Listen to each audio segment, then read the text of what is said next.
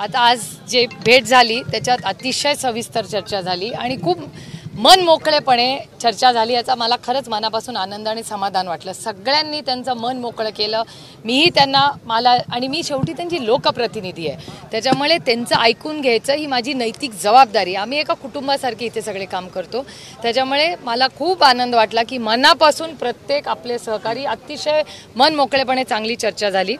त्यांच्याकडे 3-4 गोष्टी आम्ही एकत्र मिळून ठरवल्या आहेत। एक तर मी इथून सीएम ऑफिसला फोन केला, माननीय सीएम साहेब कुठल्या मीटिंगमध्ये होते म्हणून त्यांच्या घरातल्या लोकांना आम्ही फोन केला, तर त्यांचं म्हणणं होतं की सीएम साहेब एका मीटिंगमध्ये आहेत। या दोन्ही फोनमधून तीच बातमी आम्हाला कळली, तर सीएम साहेबांच्या कानावर ही गोष्ट पोचेल ह्याची मी पूर्णपणे खातिरदारी घेतली आहे। त्यामुळे पुन्हा एकदा सीएम साहेबांना मी ट्विटरच्या माध्यमातूनही आम्ही कळवणार आहोत। एक अर्ध्यात म्हणजे इथून निघाले की ट्विट मी तो ड्राफ्ट करीन, सो तुम्हाला मिळेलच। त्याच्यानंतर त्याचा आज मी दिवसभर फॉलोअप करीन की मुख्यमंत्र्यांच्या वतीने यांना भेटायला किंवा त्यांचं काय म्हणणं आहे ऐकून घ्यायला सरकारांमधून कोणीतरी आलं पाहिजे ना। Car garage network great, claim cover great, price wait वाह, प्राइस भी great. Tata AIG car insurance, trusted नाम, फैंटास्टिक नाम। आपला एक बंधू असा आंदोलनाला बसलाय, त्याची नोंद तर या ट्रिपल इंजिन सरकारने घेतली पाहिजे, तर ते एक तातडीने आमची मागणी आहे।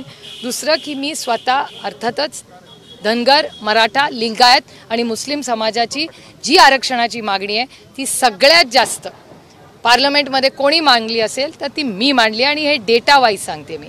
आणि अनेक वेळा असंही झालेलं आहे दुर्दैवाने की जेव्हा महाराष्ट्रात भारतीय जनता पक्ष जे सत्तेमध्ये इथेही आहेत आणि दिल्लीमध्ये आहेत, महाराष्ट्रात एक भूमिका घेतात आणि दिल्लीत एक भूमिका घेतात। आणि मी ऑन रेकॉर्डवाली म्हणते, ऑन रेकॉर्ड महाराष्ट्रामध्ये हे ट्रिपल इंजिन सरकार म्हणतात की धनगर समाजाला आरक्षण देणार, आणि दिल्लीमध्ये भारतीय जनता पक्ष म्हणजे भ्रष्ट जुमला पार्टी त्यांचं असं म्हणणं असतं की आम्ही त्याला पूर्ण विरोध करतो। हा माझा स्वतःचा ऑन रेकॉर्ड अनुभव आहे। त्याच्यामुळे भ्रष्ट जुमला पार्टी भारतीय जनता पक्षाने पूर्णपणे नक्की सांगावं की तुमचं मत काय। याचं कारण 200 आमदार महाराष्ट्रात आहेत, 300 खासदार भारतीय जनता पक्षाचे आहेत। त्यांना काय एक दिवसाचं सेशन जर बोलवलं तर हे सगळे आरक्षणाचे प्रश्न ते सोडवू शकतात, पण तसं झालेलं नाही। आणि बारामतीत येऊन देवेंद्र फडणवीस म्हणाले होते की पहिल्या कॅबिनेटमध्ये आरक्षण देईन, या गोष्टीला 10 वर्ष 1 दशक झालेलं आहे।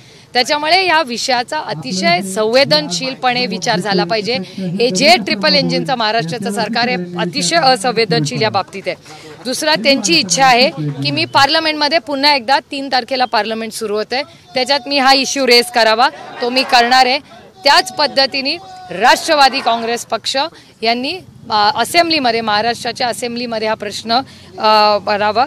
दुसरा त्यांची एक विनंती आहे की माननीय मुख्यमंत्र्यांची एक छोटं डेलिगेशन त्यांनी करावं धनगर समाजाच्या सगळ्यांच्या वतीने, तर ते एक डेलिगेशन माननीय मुख्यमंत्र्यांना दिवाळीनंतर त्यांनी वेळ द्यावी अशी आमची विनंती आहे। आणि त्याचबरोबर दिल्लीमध्ये अर्जुन मुंडाजी या डिपार्टमेंटचे मंत्री आहेत, मी स्वतःही त्यांची भेट घेणार आहे लगेच दिल्लीला गेल्यावर, आणि हेच डेलिगेशनची इच्छा असेल तर ह्या डेलिगेशननी दिल्लीला यावं। मी स्वतः अर्जुन मुंडाजींकडे त्यांना घेऊन जाऊन एक व्यापक चर्चा करून आपल्याला मार्ग काढायचा आहे। आणखीन एक त्यांची एक मागणी होती की खेडमध्ये रयत शिक्षण संस्थेची जी शाळा आहे ती त्या काळामध्ये होळकर फॅमिलींचे मी मनपूर्वक आभार मानते की होळकर कुटुंबांनी एवढी मनाचा मोठेपणा दाखवून ती संस्था शिक्षणासाठी दिली होती।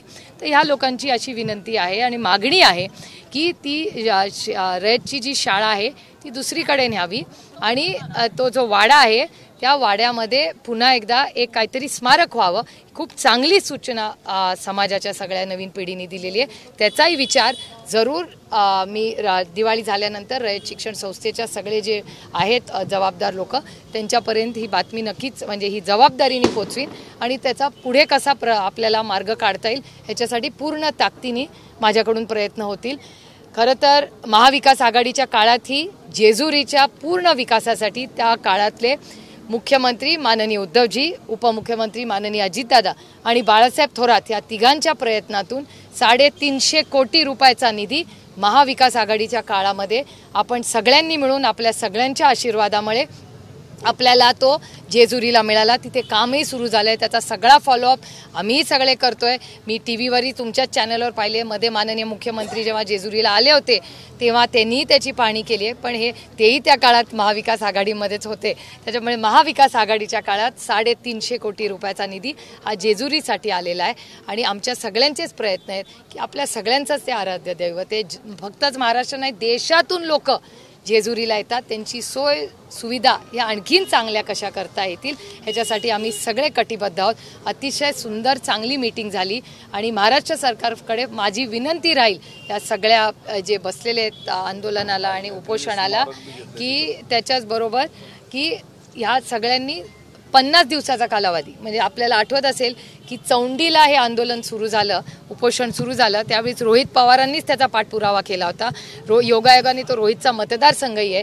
मीही त्या मतदारसंघात जाऊन रोहितची आणि त्या सगळ्यांची भेट घेतली होती आणि त्यानंतर महाराष्ट्र सरकारने त्यांचे काही लोकप्रतिनिधी पाठवले होते आणि तेव्हा 50 दिवसाचा कालावधी ह्याच ट्रिपल इंजिन सरकारने तेव्हा दिला होता.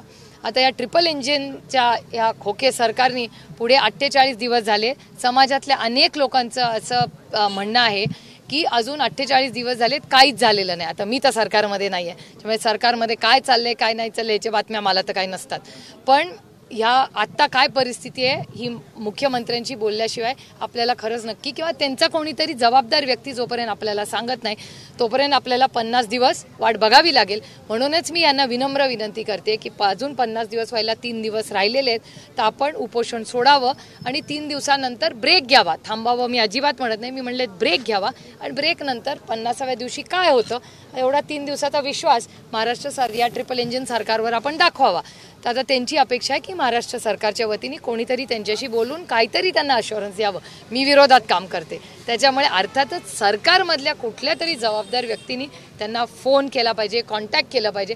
तसं दिलं नाही आणि मला काही आश्चर्य वाटत नाही. अतिशय असंवेदनशील हे ट्रिपल इंजिनचं खोके सरकार आहे, त्याच्यामुळे त्यांच्याकडून काय अपेक्षा करणार. तुम्ही बघितलंय जरांगे पाटलांचं काय त्यांनी केलं किंवा जालन्यामध्ये ज्या अमानुष पद्धतीने महिलांना आणि युवा पिढीला त्यांनी जसे हल्ले केले, त्याच्यामुळे खूप जे वातावरण आहे अतिशय अविश्वासाचं वातावरण, महागाई, बेरोजगारी, आरक्षण या सगळ्यामध्ये कम्प्लिटली फेलियर हे ट्रिपल इंजिनचं खोके सरकार आहे. त्यामुळे माझी काय फार ते करतील क्रांती अशी काही अपेक्षा नाही, पण तरी माझ्याकडून पूर्ण निष्ठेने आणि मी पुन्हा सांगते धनगर समाज, मराठा समाज, लिंगायत समाज आणि मुस्लिम समाजाच्या ज्या काही मागण्या आरक्षणाच्या आहेत त्यासाठी राष्ट्रवादी काँग्रेस पक्ष पूर्ण ताकदीने जे सरकार असेल त्याला पूर्ण ताकदीने सहकार्य करेल आणि सरकार बरोबर मतदान करेल, मग ते महाराष्ट्रात असू दे किंवा दिल्लीला असू दे.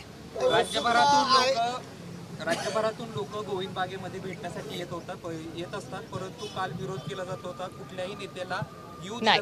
आता माझी सविस्तर चर्चा नाही. मी या सगळ्या आंदोलकांचे मनपूर्वक आभार मानते की त्यांनी एक गोष्ट, जर महाराष्ट्र सरकारने 16 तारीख दिलेली आहे त्याच्यामुळे आपण 16 तारखेपर्यंत वाट बघावी अशी मी त्यांना विनम्र विनंती केली आहे. भाऊबीज होईस्तोवर, त्याच्यामुळे त्यांनी माझ्या शब्दाला जो मान दिला, प्रेम दिला, त्याबद्दल मी या समस्त नवीन पिढीचे मनपूर्वक आभार मानते की अगदी प्रेमाने एक मोठे बहिणीच्या हक्काने मी त्यांना भाऊबीज म्हणून सांगितलं हे करायचं माझ्यासाठी आणि त्या सगळ्यांनी त्यांच्या बहिणीच्या पदरात ही भाऊबीज टाकली, त्याबद्दल माझ्या या सगळ्या बंधूंचे मी मनपूर्वक आभार मानते. काय उत्सुकता आता एकच लागली, गेल्या 20 वर्षापासून पवार कुटुंबीय गोविंद बागेत 20 वर्ष नाही साहेब, MLA झाल्यापासून गोविंद बागेत, त्याच्या आधी पहिल्यापासून. परंतु उत्सुकता एकच आहे की उद्या अजितदादा गोविंद बागेत येणार. आता दादाचं तुम्हाला माहिती आहे मेडिकल सिच्युएशन काय आहे, त्याच्यामुळे डॉक्टर ठरवतील. परवाही दादा कार्यक्रमाला थोडा वेळ येऊन गेले तेव्हा दादांनी मास्क घातला होता, त्याच्यामुळे दादाला फार पब्लिक स्पेसेसमध्ये जायला परवानगी नाही आहे आणि क्राऊडेड स्पेसेसमध्ये, त्याच्यामुळे डॉक्टर आज रात्री त्याचा निर्णय घेतील. दादांनी परत एकदा अमित शहाची भेट घेतली. दादांना सरकारमध्ये काम करताना अडचणी येतात अशी एक तक्रार अमित शहाकडे केल्याची माहिती मिळते की एकनाथ शिंदेचा अडसर या सगळ्या कामामध्ये ठरतोय. अजितदादांनी जे आमदारांना सांगितलेलं होतं की जास्तीचा निधी जो आहे तो दिला जाईल, मात्र आमदारांना निधी मिळत नाही, त्यामुळे आमदार सुद्धा नाराज असल्याची चर्चा आहे. अजितदादांची खरंच अडचण होती काम करताना असं वाटतं? मला खरं तर या सरकारबद्दल फारशी काही माहिती नाही, कारण का माझा काही फारसा संबंध त्यांच्याशी येत नाही. पण आज महाराष्ट्राच्या समोर मला विचाराल तर आपला लोकसभा मतदारसंघाचाच हिशोब घेतला तर आपल्या सगळ्यात मोठं आव्हान आपल्यासमोर आहे ते पाण्याचं आहे.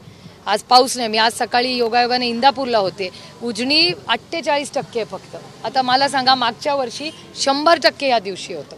आणि मला तिथे अस्वस्थ करणारी गोष्ट अशी कळली इंदापूरला की आम्ही पाण्याचा आढावाही घेतला. त्याच्यात त्यांचं म्हणणं होतं की कदाचित असंच जर राहिलं, म्हणजे कधीतरी अजूनही आपण मला वाटतं की परतीचा पाऊस आलाच तर पाण्याचा प्रश्न सुटू शकेल, पण टँकर सुरू करावे लागतील का अशी परिस्थिती आहे. त्याच्यामुळे पाण्याचा एक खूप मोठा गंभीर प्रश्न आपल्यासमोर आहे. हमीभावाचे मोठे आव्हानं आपल्यासमोर आहेत. महागाई, बेरोजगारी, खूप मोठी आव्हानं या राज्य आणि देशाच्या समोर आहेत. त्याच्यात मी इतकी व्यस्त असते की खरं आणि मतदारसंघातली कामं, त्याच्या आणि ECची लढाई आणि सुप्रीम कोर्टची केस, त्याच्यात इतकी कामामध्ये मी व्यस्त असते की महाराष्ट्राचं ट्रिपल इंजिन खोके सरकार काय करतंय, कुणाचं काय भांडण चाललं याची मला खरंच माहिती नसते. राज्यात अशी एक चर्चा आहे की आपण पवार कुटुंबी एका बाजूला एकत्र दिसत आहे आणि वरती लढाई चालू आहे. आतून पवार कुटुंबी एकत्र आहेत, पुढे नंतर समेट नाही. हे बघा, वैचारिक प्रगल्भता, मी राजकारण समाजकारण जे करते ते आदरणीय पवारसाहेब आणि कैलासवासी यशवंतराव चव्हाणांच्या संस्कारांनी करते. चव्हाण साहेबांचे संस्कार आदरणीय पवार साहेबांवर झाले आणि ते दोन्ही संस्कार माझ्यावर झाले.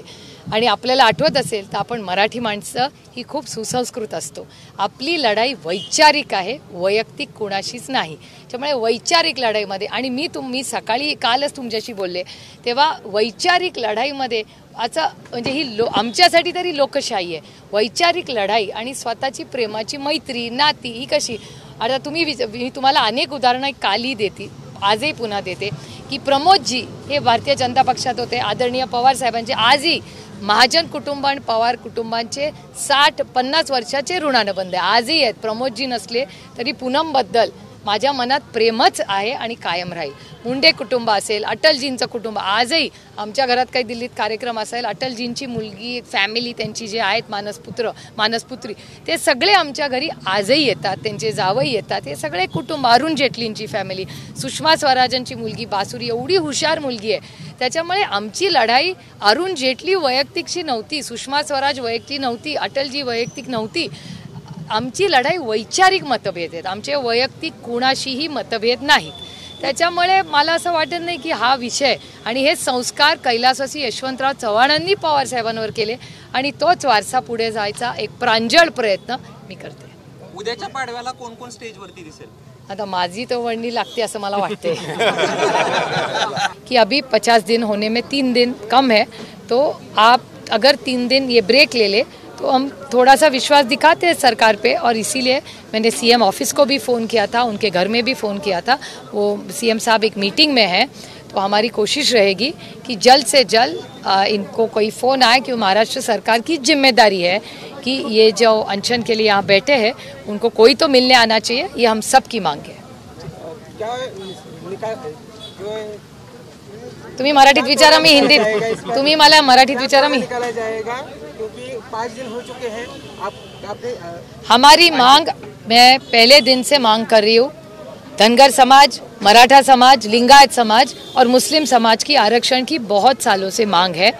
गली से दिल्ली तक बीजेपी की सरकार है, 200 MLA यहाँ है और 303 दिल्ली में है. अगर करना चाहे तो कुछ भी कर सकते. तो मेरे ख्याल से उन्होंने ये जुमलेबाजी बंद करनी चाहिए और धनगर समाज, मराठा समाज, लिंगायत समाज और मुस्लिम समाज की जो मांग है वो पूरी करनी चाहिए.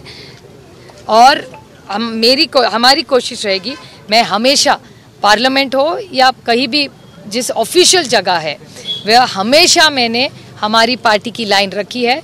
हमारी पार्टी की लाइन है कि पूरी ताकत से धनगर समाज, मराठा समाज, लिंगायत समाज और मुस्लिम समाज की जो मांग है वो पूरी होनी चाहिए.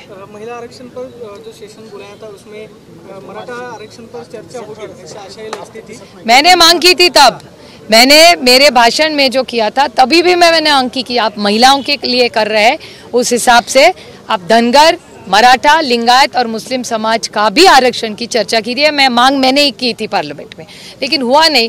ये जुमलेबाज, ये भ्रष्ट जुमला पार्टी है, ये आरोप है मेरा. ये भारतीय जनता पार्टी थी जब अटल जी इसके नेता थे, अडवाणी जी इसके नेता थे, सुषमा जी थी और अरुण जी थे, सब वरिष्ठ नेता थे. तो ज़रूर ये भारतीय जनता पार्टी एक आदर्श पार्टी थी, लेकिन अभी वक्त बदल गया है, ये भ्रष्ट जुमला पार्टी हो गई है. महाराष्ट्र को गंभीरता से लेती नहीं केंद्र सरकार.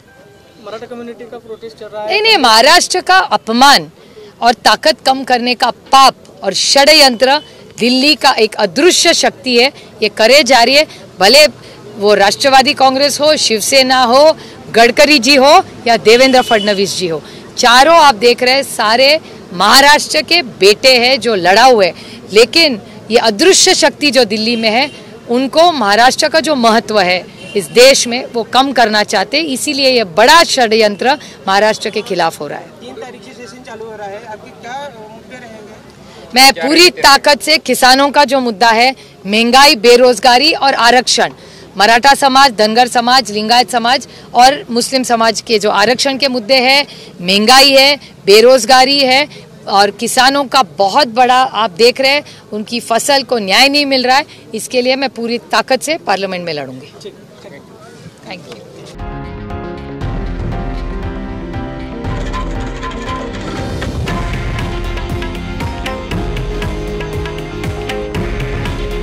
हे आहे देशातील नंबर 1 न्यूज नेटवर्क आणि आपण पाहत आहात TV9 मराठी। काळजी तुमची, हित महाराष्ट्राचं।